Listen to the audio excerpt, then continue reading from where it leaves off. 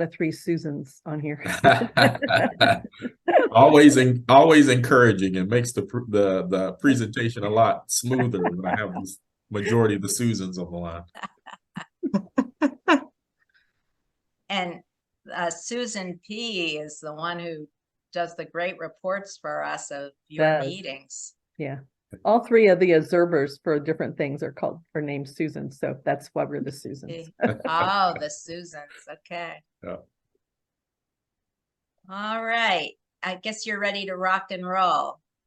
Yep. Looks like it. Here we go. Okay. Thank you so much. No problem. Derek, just tell me when you want me to advance. Yep. You can advance now. Thank you. To the next slide. Thanks. So just a brief overview. I always like to do this at the beginning of presentations on the Board of Elections. The Board of Elections is a 5-member board. All 100 counties has a 5-member Board of Elections, as it is today in the bill that was just recently mentioned. If there's concurrence on a Senate bill, that may very well change next year. But right now, our board chair is Dawn Baxton. Secretary is David Boone. And our 3 other members are Donald Beskin, James Weaver, and Pamela Oxendine, which many of you, I think, know Pam Oxendine. Just a quick on our org structure. So, of course, there's the County Board of Elections that is over the appointed Director of Elections, which is the position I currently have. And then directly under me, as delegated by the board, are several divisions and staff members that support those divisions. And we conduct elections, local, state, and federal, for Durham County. Next slide, whenever you're ready, Ariana. Thank you. So what's new in 2023? So, of course, we have the 2023 municipal elections coming up, and I'll go into that in more detail on a slide coming up. We have new voting equipment. When Commissioner Reckow was actually on the board, there was money appropriated for the Durham County Board of Elections to replace voting equipment that was first purchased in about 2006 and was first manufactured in 1996. So in 2018, we replaced our M100 tabulators, which were very outdated, with the DS200 tabulators in 2018, which is a significant upgrade in terms of speed, accuracy, and general use. And of course, this year, we use the remaining of our capital funds to purchase the Express Vote ballot marking devices, which replaces the AutoMark. Many of you may be familiar with the AutoMark. It was this really huge piece of equipment in the precincts that weighed about 100 pounds. And it was used for our voters that needed to use the machine for ADA purposes, which is what this machine is primarily used for, could use the machine. But this is an upgraded version with a lot more advanced technology, and it is a lot less smaller than the AutoMark was, which makes our precinct officials certainly very happy. New precincts. We did have earlier this year, the board finally authorized several precinct adjustments. One of which was a consolidation. Precincts 39 and 48 have been consolidated to form precinct 56. Precinct 30-1, which is East Regional Library, was split into 2 precincts, 30-3 and 30-4. Precinct 33 was also split into 33-1 and 33-2. And precinct 35.3 was split into 35-4 and 35-5. All of the precincts, I won't list them specifically, are on our website, on our precinct officials page. The precincts, polling places that were used for the split precincts, it is still one of the polling places for one of the new precincts in the splits.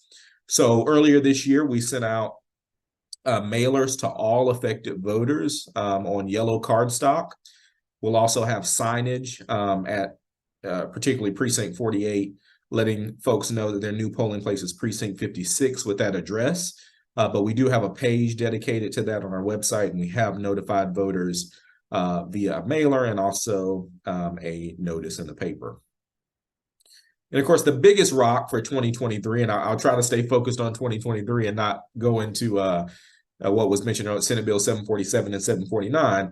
But the biggest this year for us is photo ID implementation, which we'll talk about here in the next slide, I believe.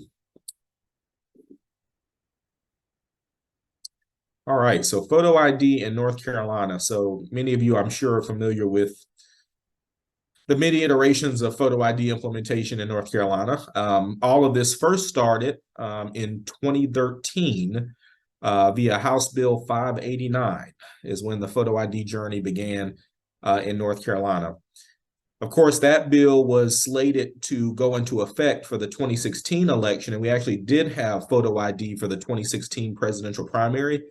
But then that was overturned via lawsuit by the Fourth Circuit with the reasoning that that bill targeted people of color, African Americans, with surgical precision.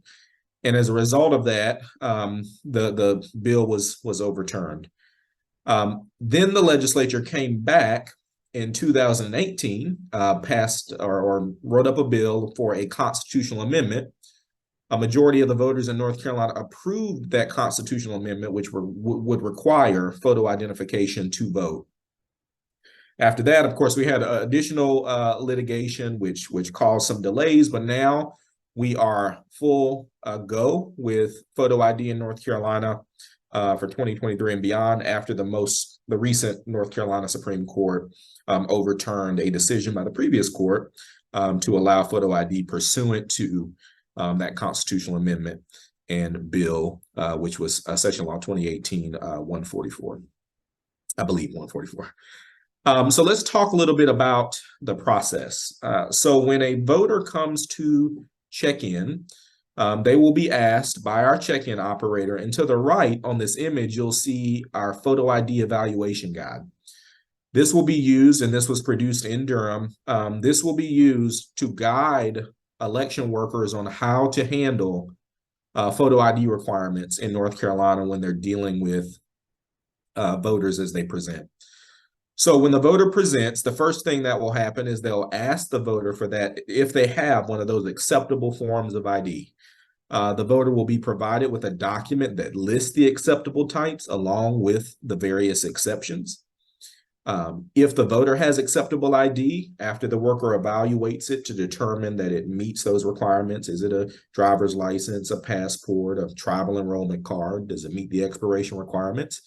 Does the 65-year-old provision apply? Once they determine that it is acceptable, then they'll move over to step 2. But if it is not acceptable, then the worker will offer the voter the opportunity to provide another form of identification if they have it. Or if they don't, then they would be referred to the help desk, where they will get an option to vote a provisional ballot. And at that point, they can also file what's called a photo ID exception form that they can file with their provisional ballot if they opt to vote provisionally. Step 2 of that process would be to determine reasonable resemblance, which under GS 163 166.16 governs a process of evaluating the photo ID to determine that the person on the photo ID is the person presenting, is the registered voter presenting to vote. So that's one piece of reasonable resemblance. And then step 2 is making the determination that the name on the ID is the same or substantially equivalent to the name in the voter record. If the check-in operator finds that these standards are met, then the voter would proceed normally through the check-in process and would receive a traditional ballot.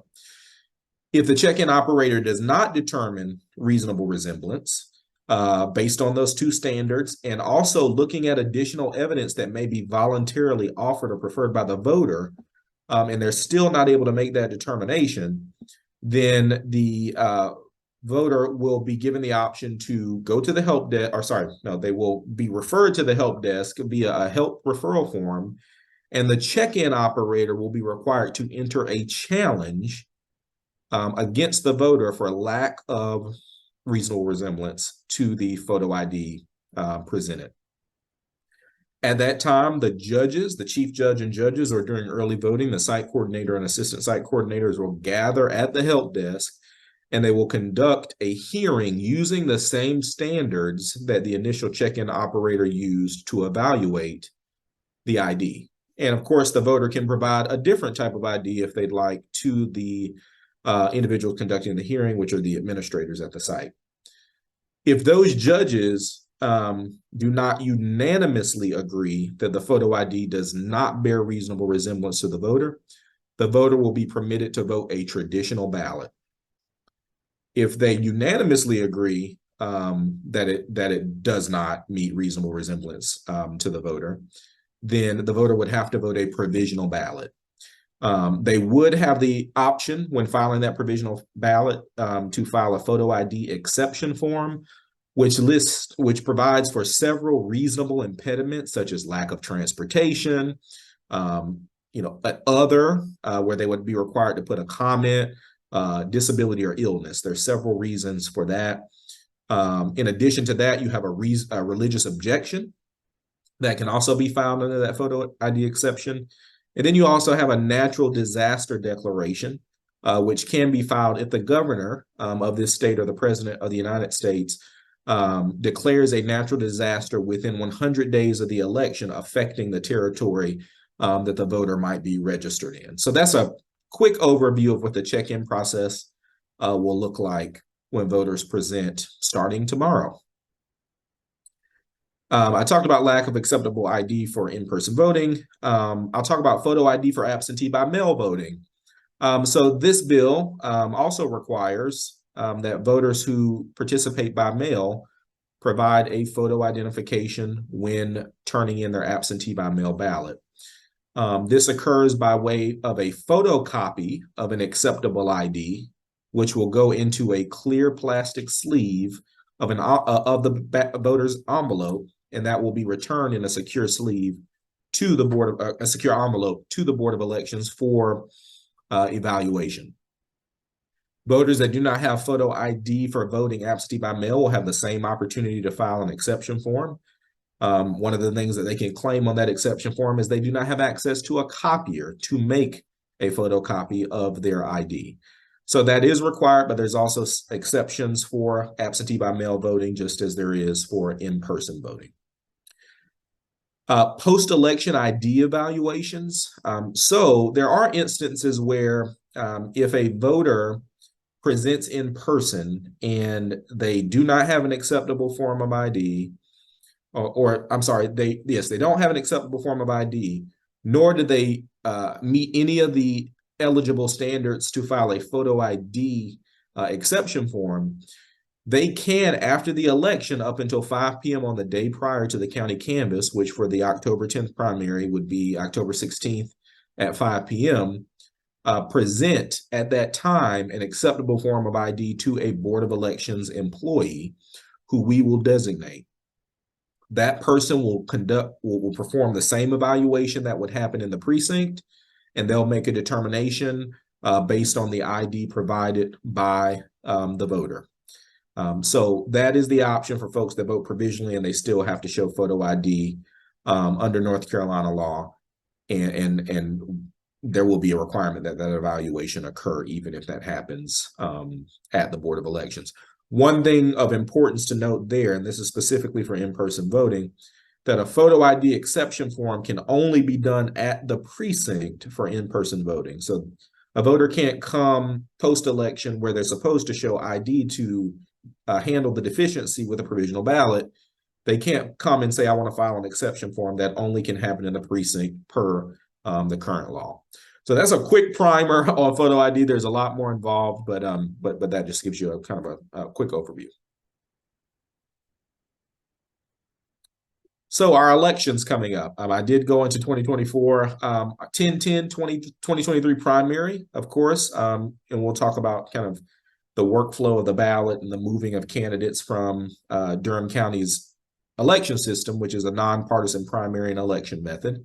We've got the 10-10-2023 primary election.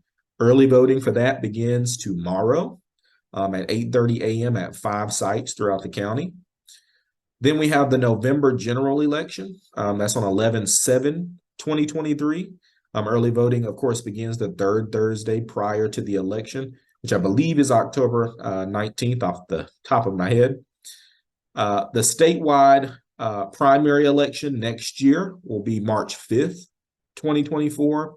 And then the statewide general election will be 11/5/2024. And I will make a note about that statewide primary. There is a chance due to redistricting, which of course, I believe the General Assembly has set up some hearings on that redistricting process coming up here soon, could potentially delay that March primary next year. Thank you.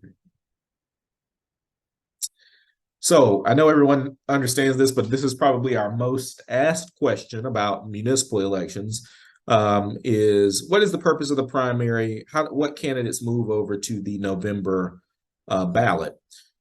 So we had 20 people file for City of Durham mayor and City of Durham council for their at-large seats. 12 of those candidates were for the at-large seats, 3 at-large seats, and 8 of them were for the mayoral seat. So because we operate under what's called a nonpartisan primary and election, but it's also a plurality method, which means winner takes all, even if the margin is 1 vote. So for the 12 candidates that filed for the council seats, the top 6 will move on to the November ballot.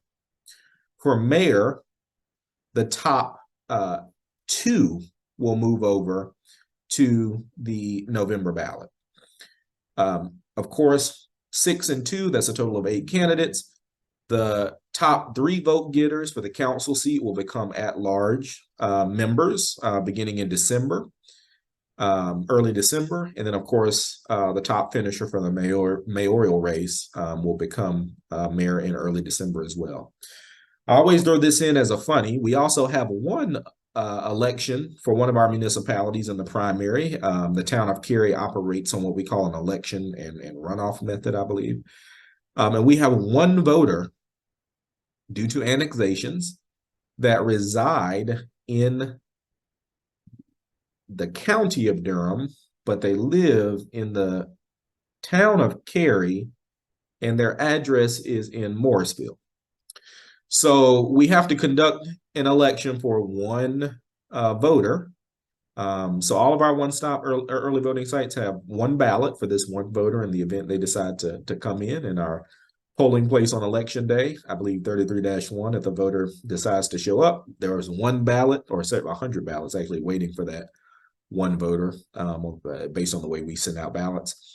And if that voter votes, of course, we'll have to go through a process to make sure we protect that ballot cast, because obviously if we only see one set of votes for a town of Cary, then we know that that's tied to our one town of Cary resident. So we'll be working with Wake County to protect the votes of that individual if they decide to come in and vote.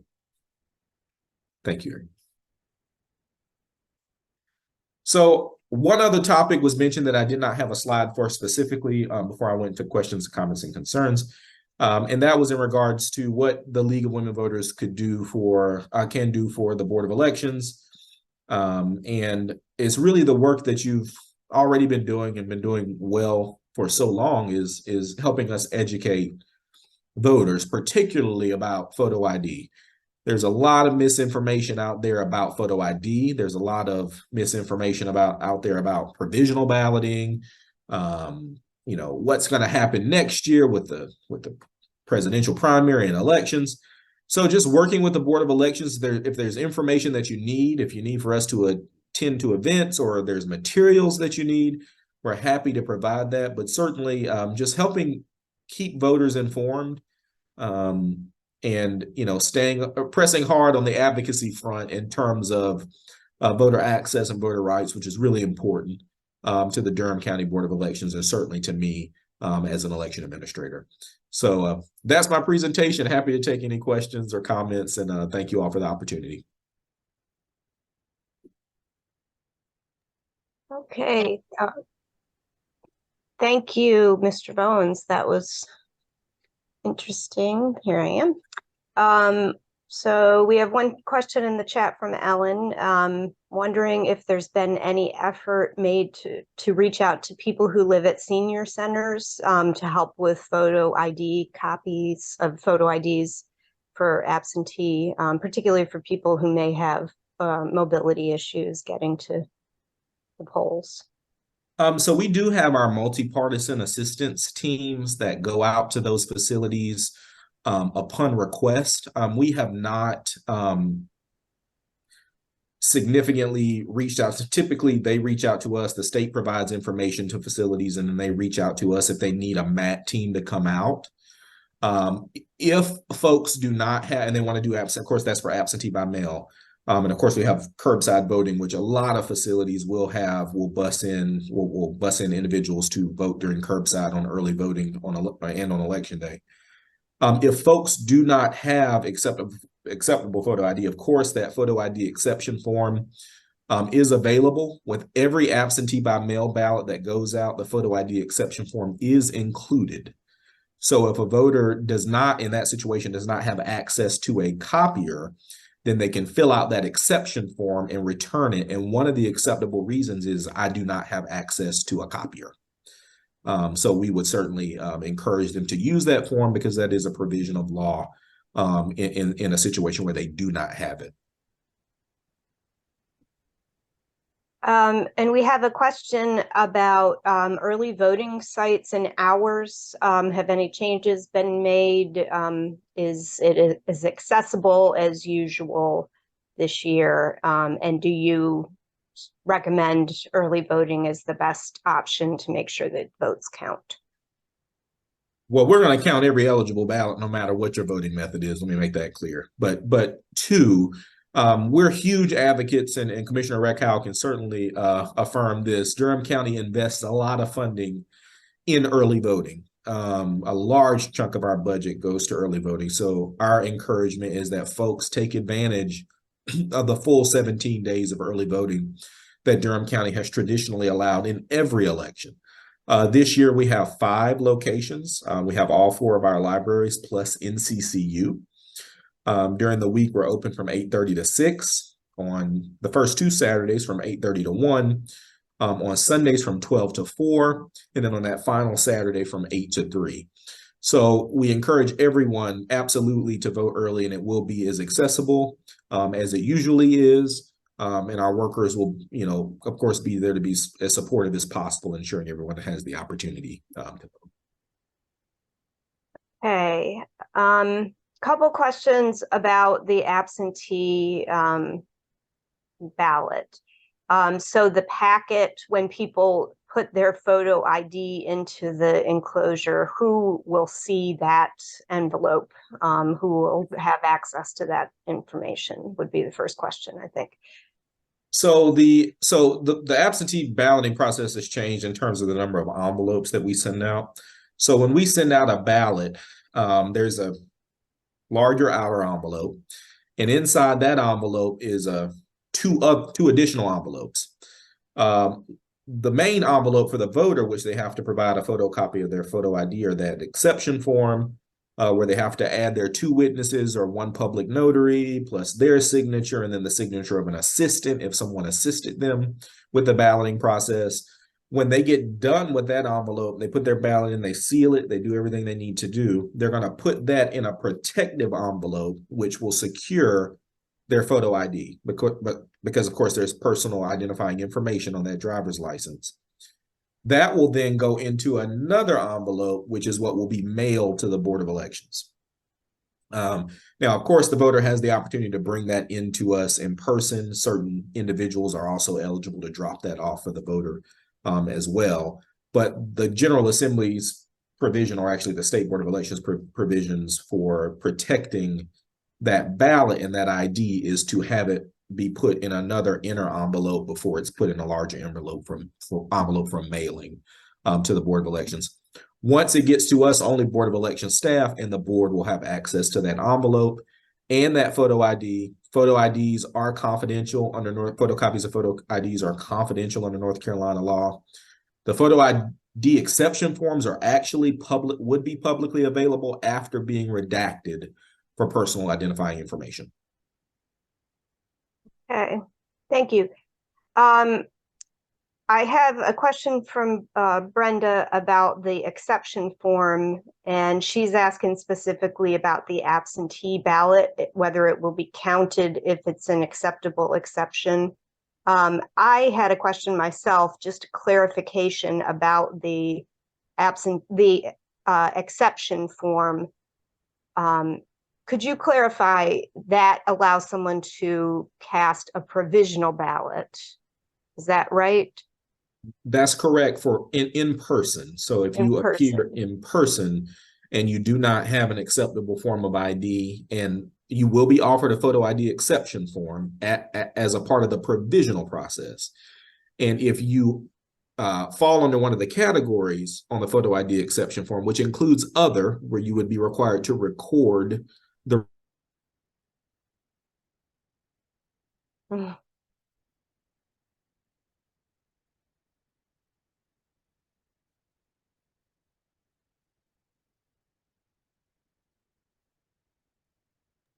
You got so close. Yeah.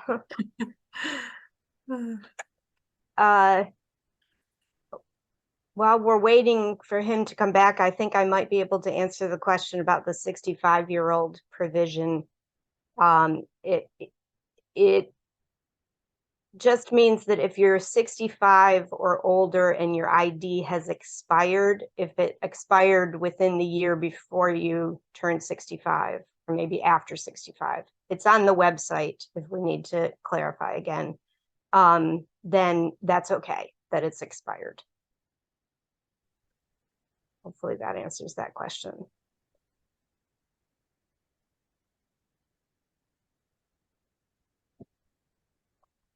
Maureen, do you want to mention that you are doing a special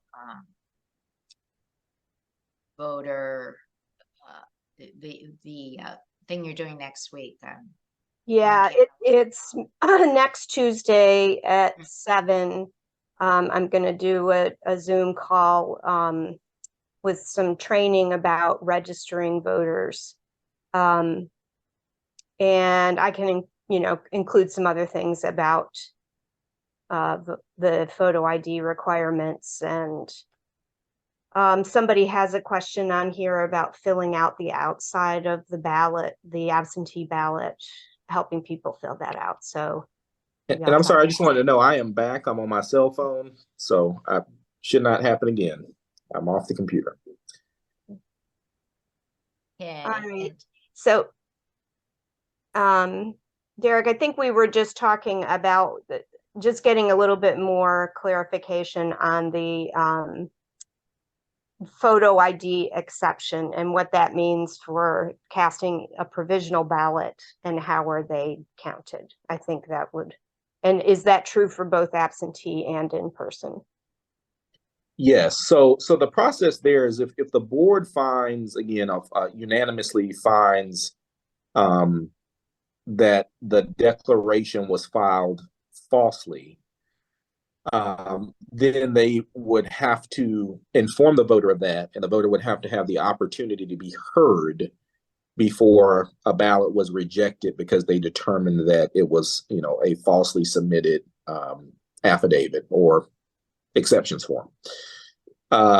That's very likely not going to happen because it would require, again, unanimity. So I expect 100% of those in most cases to be accepted by the board, and that ballot would be fully counted unless the board can unanimously make that determination, conduct a hearing to give the voter an opportunity to be heard, and then from there, still decide to sustain that initial finding, which is the affidavit or the exception form was submitted falsely. And so that would apply to both in-person affidavits and also absentee by mail affidavits. And one quick clarification for absentee by mail photocopy IDs that are provided with ballots, there is no, obviously you can't compare the photo on the ID to a physical person. So the only thing you're establishing on that photo ID with respect to the photo is that the photo on the ID depicts a person. And it's not a shadow or, some other image. It's actually a person. And then, of course, the name being the same or substantially equivalent to the voter record would still apply to absentee by mail ballots. Okay. And I tried to answer this one while you were off, but I couldn't remember all of the details. The 65-year-old provision has to do with expiration dates, I know, but can you clarify that also? Sure, and I know that doesn't apply to anyone on this call, but if a voter presents to vote and they are 65 years or older, they can. There's already an allowance for an ID either to be unexpired or expired for 1 year, and of course that doesn't apply to certain IDs. Certain IDs such as a tribal enrollment card, military ID card, veterans ID card, or a public assistance card issued by a U.S. or North Carolina Public Assistance Agency, they don't have to have expiration or issuance dates. But in addition to the 1 year expiration provision for the majority of IDs, folks that are 65 years or older, if they present an expired ID and it's expired for more than 1 year, but that ID was unexpired on the voter's 65th birthday, then it would be acceptable for photo ID to satisfy the photo ID requirement. Thank you. There's a question about publicity. Is the county doing any publicity about the photo ID requirements? Sure, yeah. So we just actually finished 4 public voter information sessions at all of our regional libraries. We did that over the course of 4 days. We'll also have radio advertisements going out through Radio 1 in their Spanish affiliate, or who we use, I should say, La Ley. So we will have radio advertisements going out. We're also working with our communications department with various PSAs. So we're trying to do a lot of things in a short time frame, but certainly a lot more ahead of 2024. Okay. I think it's your office where people can go to get a free photo ID for voting. Is that correct? That is correct. So any registered voter that is in an active verified status can receive a free photo identification from the Board of Elections after completing a form, which requires their name, date of birth, and last 4 digits of their Social Security number, along with their signature. We can issue those at any time during regular business hours, except for the end of early voting through Election Day. On that final Saturday, we will be open to issue cards during early voting. Now, here's one little secret I'll give, not really a secret, but one I think a lot of folks don't necessarily particularly get, and I think the General Assembly may have not been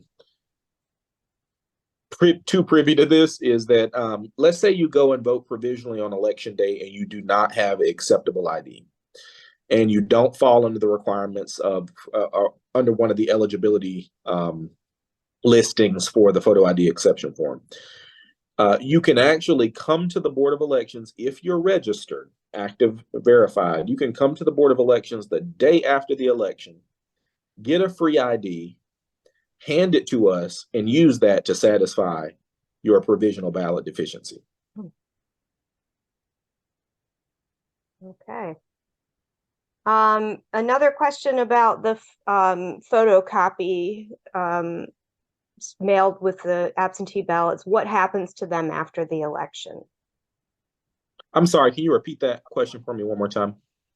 What happens to the photo copies that are sent in with the absentee ballots after the election? So those are actually required to be kept for 22 months, which is the same time frame and this is SB 747, this will pass. That would have to be kept for 22 months along with the absentee by mail ballot.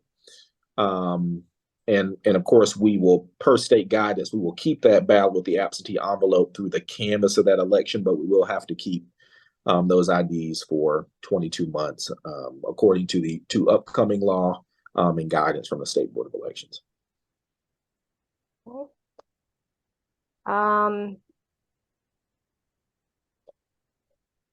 in the event that the prohibition on grant funding stays in place, what effect, if any, will that have on your operation this year or in 2024?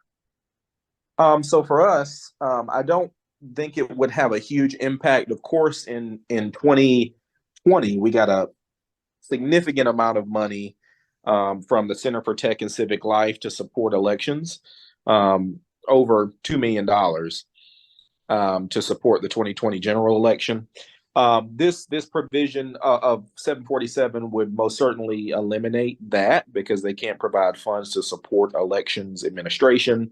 I think Representative Dahl got a small provision in there with respect to pins and maybe some food for voters. But as far as the impact for Durham, while we certainly love free money to support elections, Durham County has been absolutely more than generous to its Board of Elections, and we don't see any direct impact in terms of us having the funding we need to execute elections for the county. Susan Sewell had a great suggestion that people follow the Board of Elections on Instagram and keep up with notices. Thank you, Susan. And I don't think there's any more questions in the chat. I don't see a hand up. Does anybody else have any questions? Okay. I have one question, Derek. You had a really, of course, you may not need it for the municipal elections since they're not as, unfortunately, not as many citizens participate as in a presidential year. But in the last presidential election, you had an innovative approach where you could go online in real time and see where the lines for early voting were lesser and go to those spots. Are you doing that again for the municipal election? And if you're, and or are you planning to do it for the upcoming presidential election in 2024?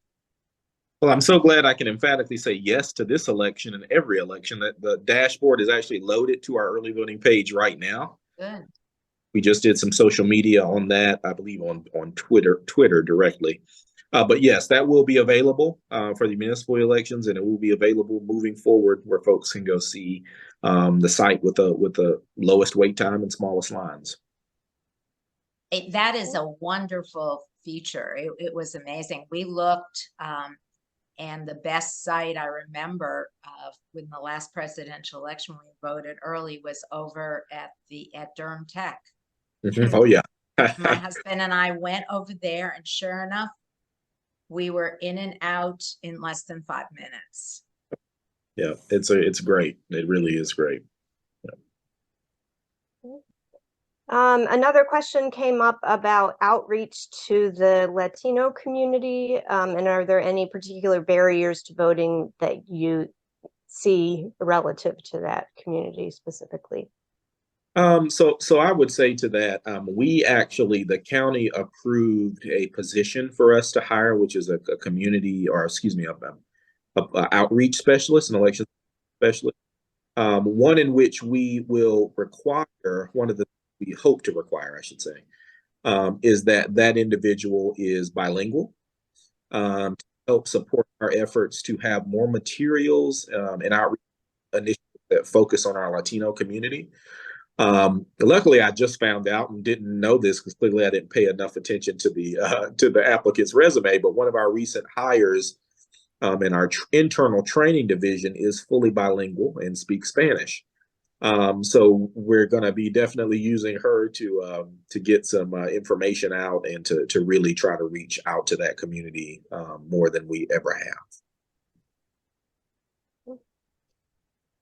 I have a question.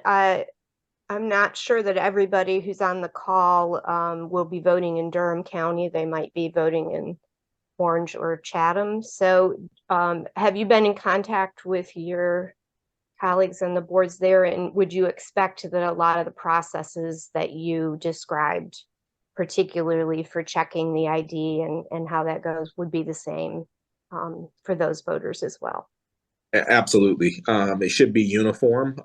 There may be little differences, like some counties may ask for name and address first. We made the decision to ask for photo ID first, so that workers don't confuse the ID as having to match an address, because that's one thing that's really important to note, is that the address on the ID does not have to match what is in the voter record. The only thing that they're looking at on that photo ID is the picture and the name. And so we kind of reconfigured things a little bit to put the focus on that before they get to the point of asking for an address. But yes, you should see very significant similarities, and it's really going to be required under the law and under the North Carolina Administrative Code provisions for photo ID. Right, Ellen, I don't see any more questions in the chat right now.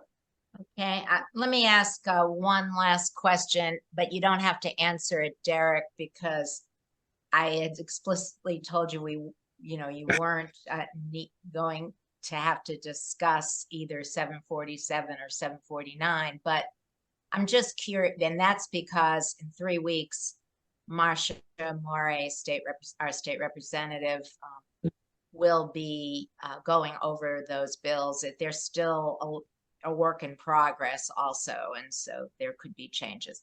But I'm curious, from your vantage point as a director of elections, what, if anything, scares or concerns you the most in particularly 747, but also 749, the revised structure, related to administering elections from the director viewpoint? Yeah, that's a great question. So I'll start with 747. I think some of the biggest concerns, one is there is and thankfully, they took out what they call two-factor authentication for absentee by mail ballots, because the General Assembly didn't even know what that meant. So it got taken out, luckily.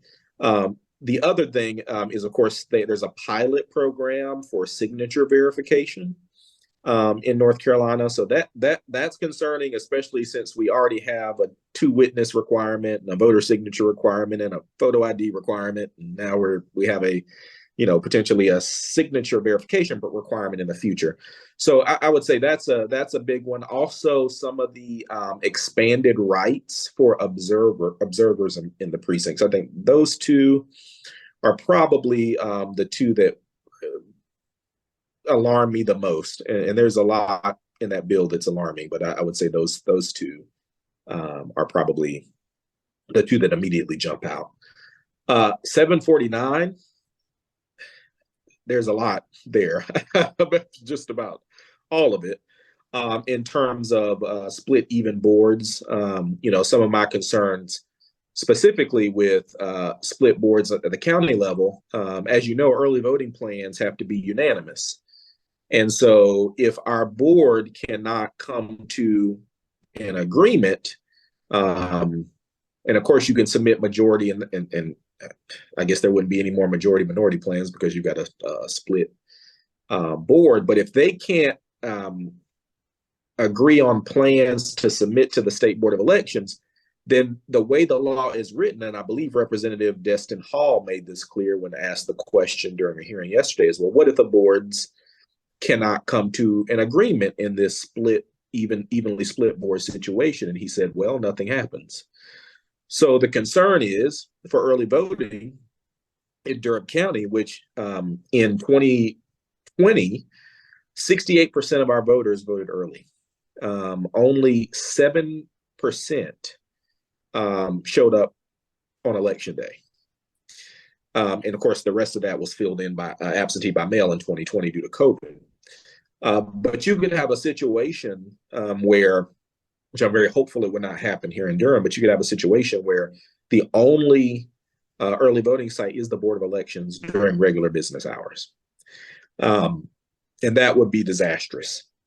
It would absolutely be disastrous for our voters. So that's the biggest thing. And of course, just split even boards. I think that's a recipe for gridlock. And in some instances, power would be given to the General Assembly in this bill where the boards cannot make decisions. And then, of course, when they can't make decisions, then it could end up in court where it will ultimately end up in the North Carolina Supreme Court. And so based on some of the recent rulings with photo ID, with the CBI case for felons, you can imagine where those decisions might be going. Well, thank you, Derek, for your candor, and hopefully we will see some change as they finalize these bills. So time will tell. Yep. All right. Well, thank you so much for taking the time to be with us this evening. I know this is a busy time for you, and we appreciate it. We've learned a lot, and it'll help us in our efforts to help get out the vote through our 411 system and other voter education efforts. We'll be hosting a candidates meet and greet in Durham. We're helping with a candidates forum for the school board in Chapel Hill. So we are quite busy at this time. So with that, I will thank you all for attending. Hope you will mark your calendars and watch for the invite for the next Hot Topics in 3 weeks, when we will have State Representative Marsha Mori talking to us about these very complex bills that are winding their way through the General Assembly currently. So thank you again. And with that, this meeting is adjourned. Thanks a lot. Thank you.